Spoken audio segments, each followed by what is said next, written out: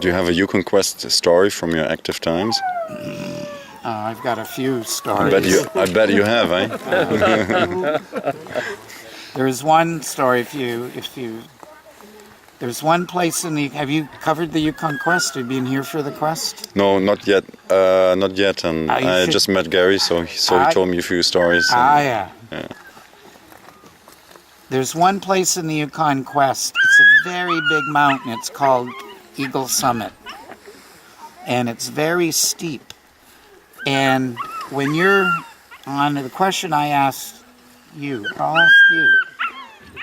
When your dog's in front of you, they have to work very hard to get up those, all of them. How much does the musher work? How much he has to push? How badly do you want it? That's how much you work. Mushers work. Some work really hard, some not so hard. What it comes down to is how badly do you want it? How much are you willing to push yourself?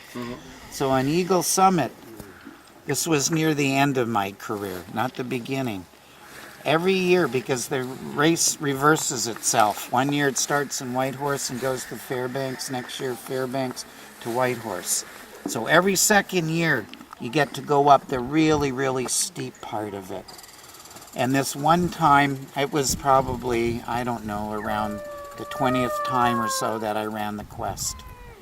And going up that mountain, I was about 2/3 of the way up, and I did the worst thing that anybody could do. What do you think it was? You gave up? I stopped pushing and I stood on the runners. And my dog Stanley was in there, and they looked around at me like this, and I'd never seen that expression on my dog's face. It was either disappointment or disgust, and I felt this big. I never felt this inadequate, seriously, and I've had different moments. I never felt so inadequate. And when they looked at me like that, I felt so bad. I didn't think, okay, what am I going to do here? All I did is, it's pointing, I mean, it's like this. It really is. And you can't walk up it. You either go on your hands and knees or you go like this. So I went up like this in front of my dogs. And now I'm looking down at them. And my leaders were Birch and Ella.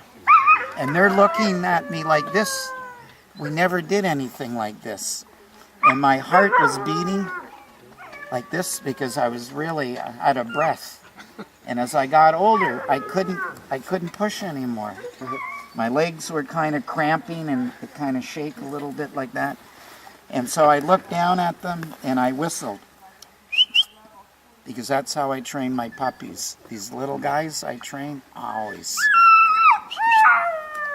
And up the hill they came. Birch and Ella, they came right to me. Got my breath, and I went up again, maybe 5, 6, 7 meters, I don't know. And we got to the top. And when I got to the top, I was so happy that we made it. And I realized something. And that was, I never once doubted my dogs wouldn't come to me. Because I'm separated from my dogs now. And if they had turned around and gone down, then the sled's coming right down behind them. Nobody on the brake holding it, that sled's going to run right into them. And I realized I never ever doubted them. And then at the banquet that year, there was a man there, and he was married to a very famous woman from the Iditarod, a woman named Susan Butcher. And Susan won the Iditarod 3 times. If you go to Alaska, you see a license plate. Alaska, where men are men and women win the Iditarod. They did that for Susan. Susan wasn't there because she was going to run the Iditarod, but her husband was there, and he's won the Yukon Quest, and he knew Eagle Summit. And we were sitting there, Because we had some talks about how we communicate with dogs. If you've had dogs or animals or horses, it's not just with words. A lot of it is nonverbal, and it's that intuitive connection. It's like people. When you connect and you have a special moment where you look into somebody's eyes or they look into you and it's looking right inside.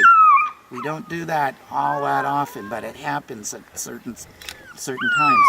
And Dave and I were talking, we talked over the years about that, and I said to him, I said, Dave, I got to the top of that mountain and I felt so good because I never once doubted my dogs.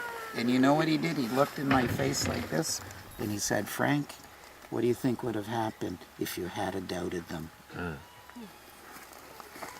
They would have turned. I said to my wife, Ann, I am never going to do this again.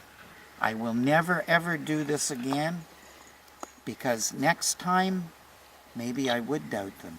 I didn't have the confidence in myself. Maybe I would doubt them and maybe they would turn around.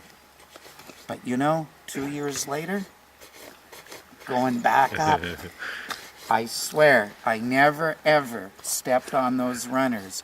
But the only way I could get over Eagle Summit was to always now go in front of them and call them, and they always came to me. The difference for all of us between doubting and believing is night and day. When you believe, you can do anything and get to the top. When you doubt, we just hold ourselves back. That's what I learned from that. Eagle Summit, that was a good trip. I've had some other ones going down Eagle Summit. I'm not going to talk about those ones.